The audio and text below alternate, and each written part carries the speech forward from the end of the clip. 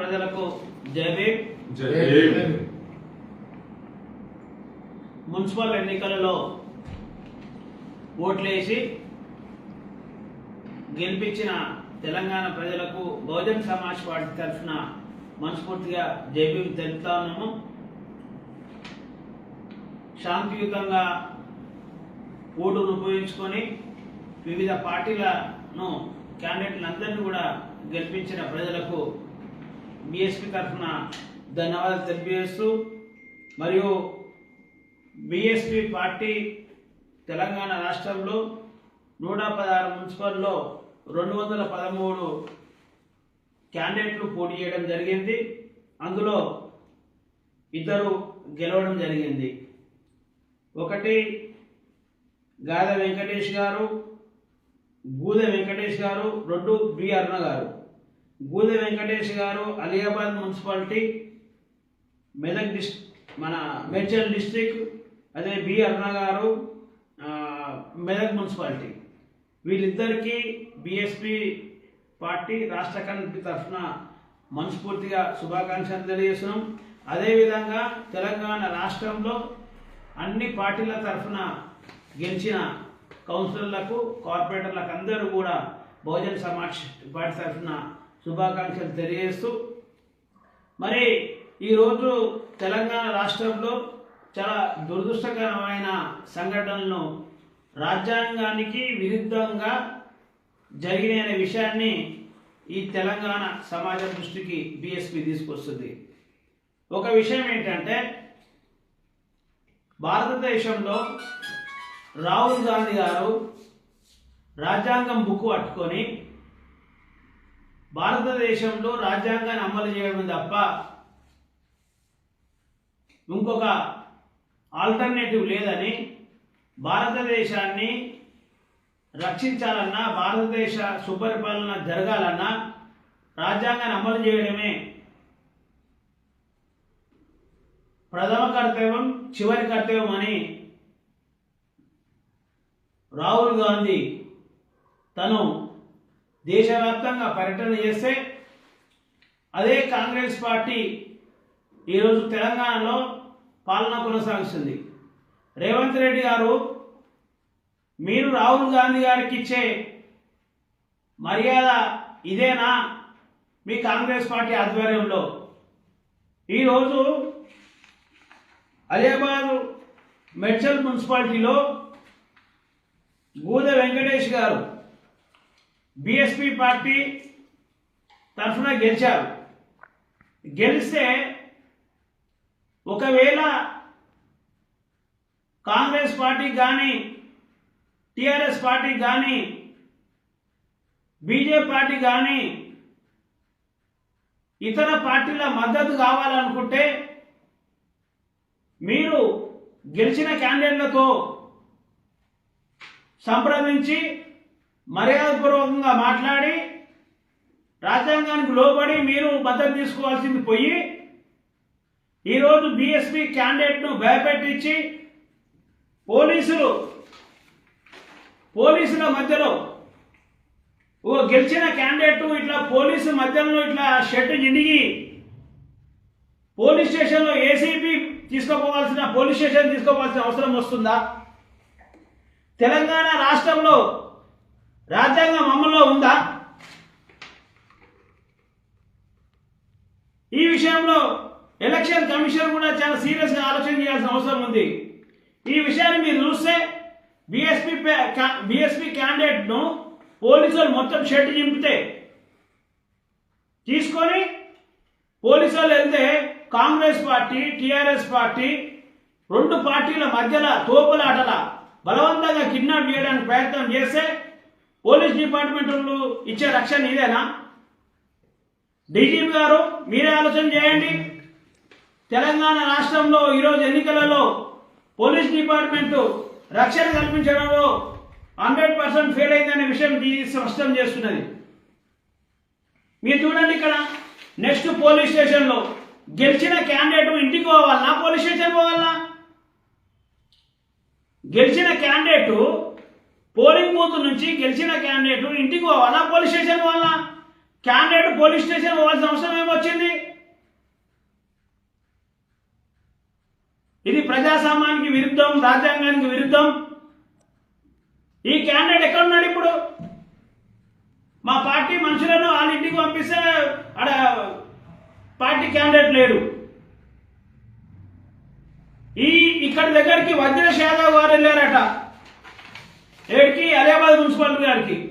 Vajresh Yadav alias Jangaiah Yadav గారు, మా candidate ఎక్కడున్నాడో మీరు చెప్పకపోతే మీ ఇల్లు బీఎస్పీ పార్టీ ఆధ్వర్యంలో ముట్టడించాల్సి వస్తుంది.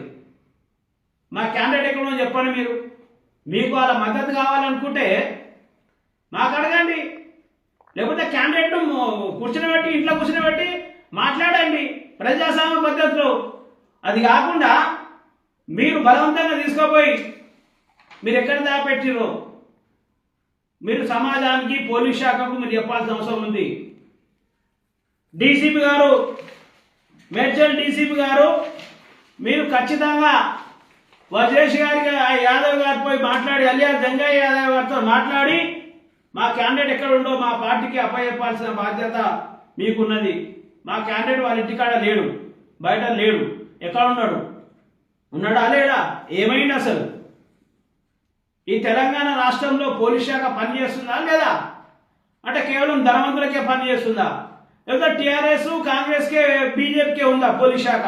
బీఎస్పీకి పోలీస్ శాఖ పనిచేయదా? రక్షణ కల్పించదా? కల్పిస్తే మా క్యాండిడేట్ చేయడి. ఇమీడియట్గా మీరు పోలీస్ శాఖ వారు, డీజీపీ గారు మీరు చర్యలు తీసుకోవాలి. మీరు ఇమీడియట్గా డీసీపీ గారికి, మెడ్చల్ డీసీపీ గారికి ఆదేశాలు ఇచ్చి మా క్యాండిడేట్ మాకు అప్పచెప్పే బాధ్యత మీరు తీసుకోవాలి. లేకపోతే మేము ఖచ్చితంగా 16వ తారీఖు నాడు అసలు ఉన్నాడా లేడా ఒకటి, ఒకవేళ మీరు దాపెట్టి బలవంతంగా తీసుకురాగలితే, ఒకవేళ మేము 16వ తారీఖు నాడు మాత్రం మున్సిపల్కు బీఎస్పీ పార్టీ ఆధ్వర్యంలో రాజ్యాంగబద్ధంగా చట్టానికి లోబడి బీఎస్పీ పార్టీ పెద్ద ఎత్తున ఆందోళన జరిపిస్తుందనే విషయం కూడా స్పష్టం చేస్తున్నాం. ఈ విషయాన్ని రాష్ట్ర వ్యాప్తంగా మేము సోషల్ మీడియా ద్వారా అన్ని రకాలుగా కాంగ్రెస్ పార్టీ బీఎస్పీ పార్టీపై దౌర్జన్యం చేస్తుంది అనే విషయాన్ని మేము స్పష్టం చేస్తాం. ముఖ్యంగా దళితులకు, అణగారిన వర్గాలకు మీరు మీ మున్సిపాలిటీ చూసుకుంటే రాబోయే రోజుల్లో మీరు చాలా మూల్యం చెల్లించాల్సి వస్తుందనే విషయం కూడా మేము స్పష్టం చేస్తున్నాం. కాబట్టి ఇమ్మీడియట్గా మీరు మా క్యాండిడేట్ ఎవరైతే ఉన్నారో వెంకటేష్ గారిని ఇమ్మీడియట్గా మీరు రిలీజ్ చేయాలా, వాళ్ళ ఇంటికి పంపించాలి, మా పార్టీకి అప్పచెప్పాలి.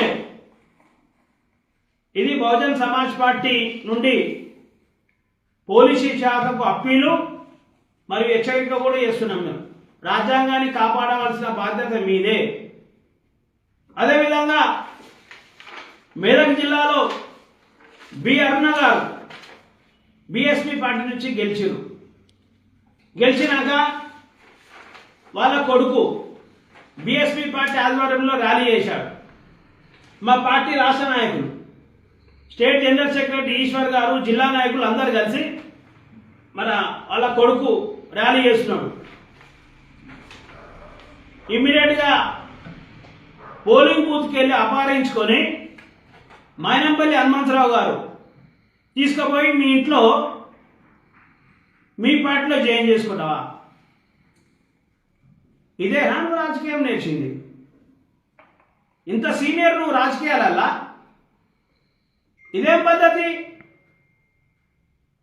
ఇదేం రాజ్యాంగాన్ని అమలుపరచుడు? రాజ్యాంగాన్ని పాటించినటువంటి ఇదేనా మీరు?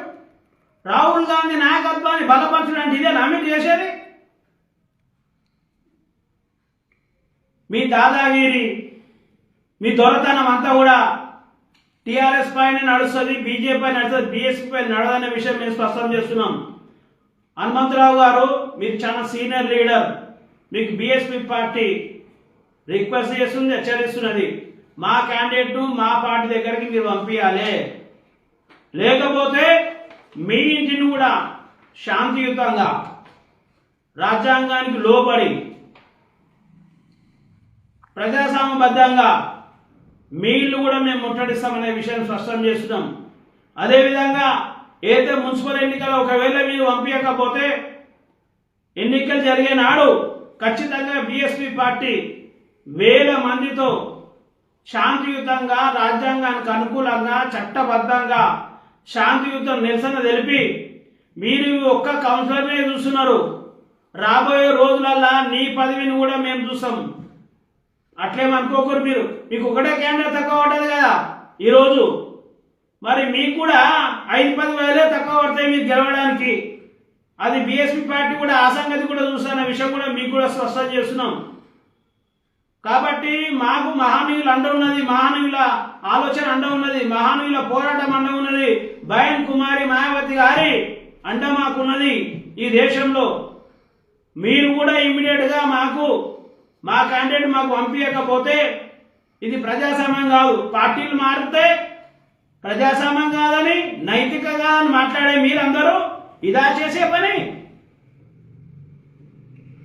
కాబట్టి తెలంగాణ ప్రజలారా ఒకసారి వీళ్ళ గురించి ఆలోచన చేయండి. మేము డబ్బులు పెట్టి పార్టీని నిలబెట్టే పార్టీ కాదు మాది. మీలాగా మేము త్యాగాలతో నిలబెట్టే పార్టీ. పూలే, సాహు మహారాజ్, పెరియార్, నారాయణ గురు, బాబాసాహెబ్ అంబేద్కర్, మాన్యవర్ కాంశీరామ్ గారు వాళ్ళ జీవితాలన్నీ త్యాగం చేసి ఈ దేశంలో అణగారిన వర్గాల బంగారు భవిష్యత్తు కోసం వాళ్ళ జీవితాలు త్యాగం చేసి నిర్మించిన పార్టీ. బయన్ కుమారి మాయావతి గారు ఇప్పటికి కూడా తన జీవితాన్ని మొత్తం సర్వస్వం త్యాగం చేసి ఈ దేశంలో అణగారిన వర్గాల ఒక గొంతుకున్న నడిపిస్తున్న పార్టీ బహుజన్ సమాజ్ పార్టీ. అట్లాంటి పార్టీ క్యాండిడేట్లను తీసుకోవడానికి మీకు మనసులో వచ్చింది. రాజకీయ అవసరం ఉంటే మీరు మాట్లాడండి, పార్టీతో మాట్లాడి తీసుకోవాలి. కానీ దౌర్జన్యంగా తీసుకోకపోతే ఈ దౌర్జన్యాలు సహించేది కాదు. అంటే తెలంగాణ రాష్ట్రం వచ్చింది దౌర్జన్యం చేయడానిక? టీఆర్ఎస్ పార్టీ దౌర్జన్యం చేస్తుందని కాంగ్రెస్ పార్టీ ప్రచారం చేసి ఈ రోజు మీరు అధికారంలో వచ్చి మరి మీరేం చేస్తున్నారండి ఈరోజు? ఇది మీ దౌర్జన్యం కాదా? ఇది ఒక క్యాండిడేట్ పోలీసుల మధ్యలో ఉంటాడు అంటే చెడు తినిపోతుందా గెలిచిన క్యాండిడేట్? కాబట్టి డీజీపీ గారికి మీరు ఇమ్మీడియట్ గా మా క్యాండిడేట్లను మాకు అప్పగించే ప్రయత్నం మీరు చేయాలని మేము ఆ లోకల్ డీసీపీ గారికి, మెదక్ డీసీపీ అకౌంట్ ఉన్న వాళ్ళకు కూడా మీరు ఆదేశాలు ఇవ్వాలని సీఎం గారు కూడా మేము రిక్వెస్ట్ చేస్తున్నాం. రేవంత్ రెడ్డి గారు మా క్యాండిడేట్లను మాకు అప్పగింపేటట్టు మీరు చేయండి. బీఎస్పీ పార్టీ ఇది పేదల పార్టీ, అణగారిన వర్గాల పార్టీ, మహానీయుల మార్గంలో, బాబాసాహెబ్ అంబేద్కర్ మార్గంలో నడిచే పార్టీ. మేము చాలా కష్టపడి బాధపడి నేను గెలిపించిన క్యాండిడేట్లం. మా గుర్తు కూడా డబ్బులతో నిలబడ్డ గుర్తు కాదది. పేదలు ఈ దేశంలో అణగారిన వర్గాలందరూ కూడా తిండి లేని వాళ్ళందరూ ఓట్లేసి ఆ ఏడు గుర్తు నిలబెడుతున్నారు. అది అణగారిన వర్గాల ఆత్మగౌరవం చిహ్నం. అది ఏను గుర్తు అంటే దాన్ని ఇట్లా తీసుకోపోవడం కరెక్ట్ కాదు. రాబోయే రోజులలో చాలా ఇబ్బంది ఎదుర్కొంటాం. కాబట్టి బీఎస్పీ పార్టీ చూస్తూ ఊరుకుంటుందంటే అది పొరపాటే. కాబట్టి దయచేసి మా క్యాండిడేట్లను మాకు మీరు అప్పచెప్పకపోతే ఖచ్చితంగా పెద్ద ఎత్తున ప్రజాస్వామ్య పద్ధతిలో చట్టపరంగా రాజ్యాంగానికి అనుకూలంగా మా ఈ పెద్ద ఎత్తున నిరసనలు ఉంటాయి. ఈ రాష్ట్ర వ్యాప్తంగా ప్రచారం చేసి మేమేం చేయాలో మీ పార్టీకే నష్టం జరుగుతున్న విషయాన్ని కూడా స్పష్టం చేస్తూ మీరు ఇమ్మీడియట్ గా రేపు ఈవినింగ్ వరకు మా క్యాండిడేట్లు మా దగ్గరకు వచ్చేటట్టు, మా క్యాండిడేట్ ఇళ్ళ దగ్గర మా క్యాండిడేట్లు ఉండేటట్టు మీరు చేయాల్సిన అవసరం ఉంది. లేకపోతే బీఎస్పీ పార్టీ ఆధ్వర్యంలో పెద్ద ఎత్తున నిరసన జరుగుతాయన్న విషయాన్ని తెలియజేస్తూ సెలవు తీసుకున్నా. జై భీమ్, జై భారత్.